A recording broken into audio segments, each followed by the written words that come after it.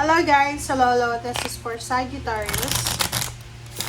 Sagittarius, welcome dito sa aking channel, Kapalaran 888. Welcome guys. Okay, alamin natin kung anong messages.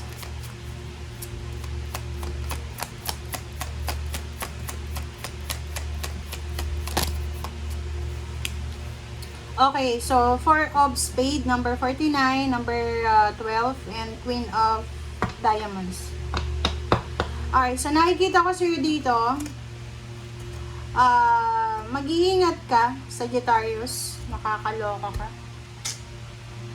Mag-iingat ka, Sagittarius, kasi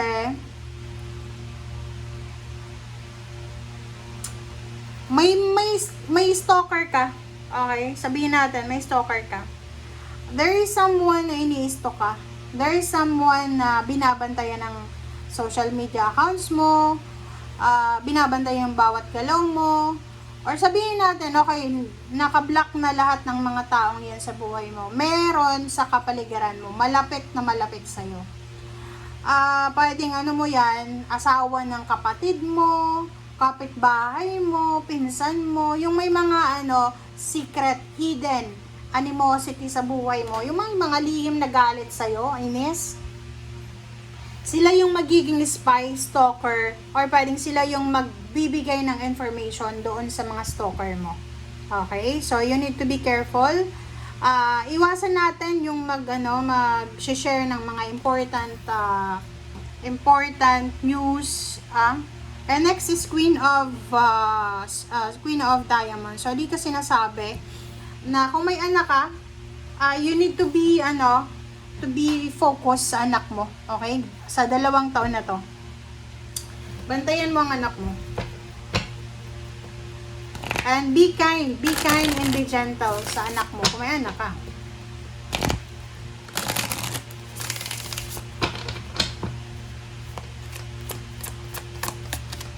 Mababalitaan mo rin kung lalaki ka na Sagittarius, yung ex mo, buntis. Yung ex mo, manganganak na. Or kung babae ka na Sagittarius, mababalitaan mo yung ex mo, hiwalay na. Parang ganun.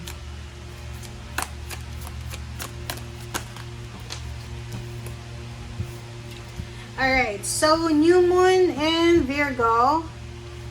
New Moon in Aquarius. So, new beginnings to guys. So, sinasabi ng, diba? Ito yung pinaka-importanting message sa'yo, Sagittarius. Leave the past behind.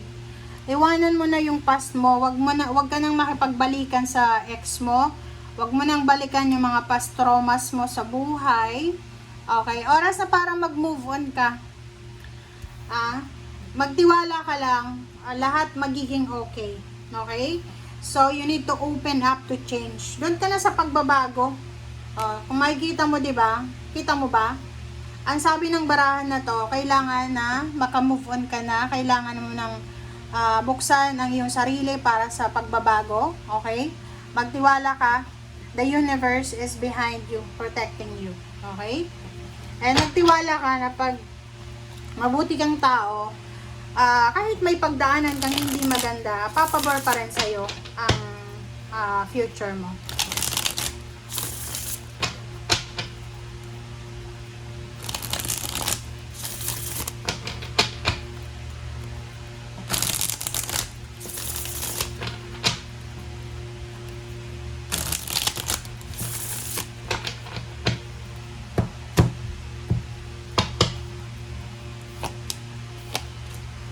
Alright, so the Devil and Nine of Swords. So yun, nakakaloka. Yung mga taong nanakit sa'yo, yung mga taong gumawa ng devilish sa buhay mo, ay posibleng bumalik sila sa'yo, or pwedeng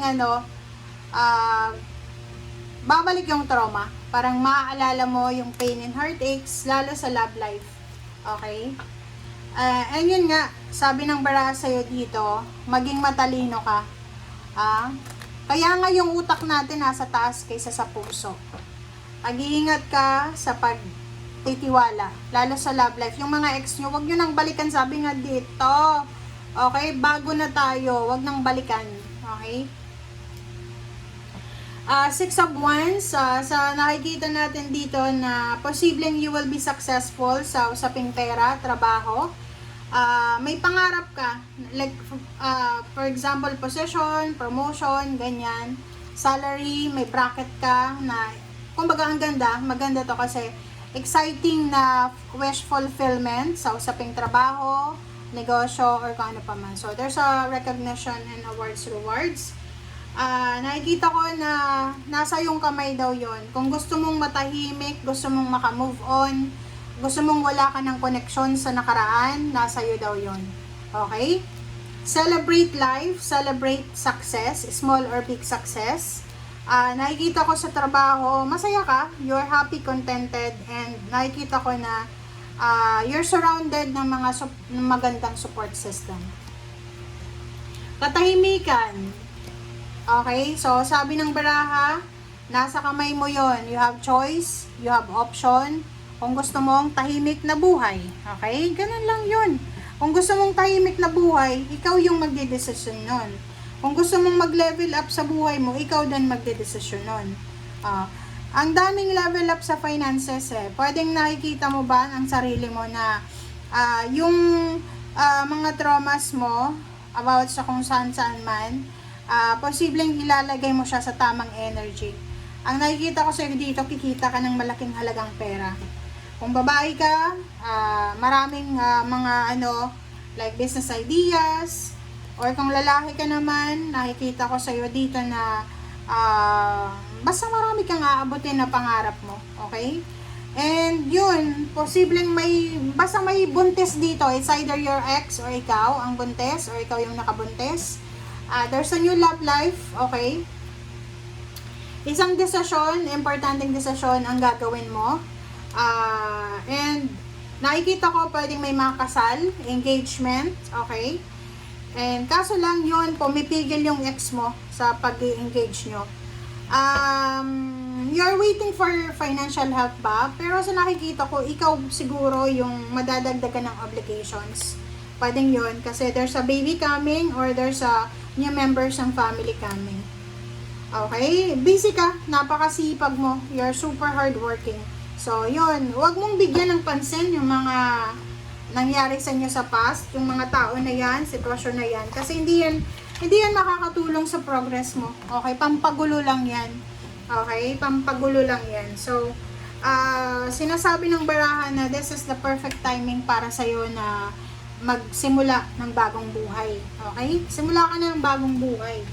Maging masaya ka para mag-violet yung mga scam, mga stalker mo. Diba? Thank you guys. Bye!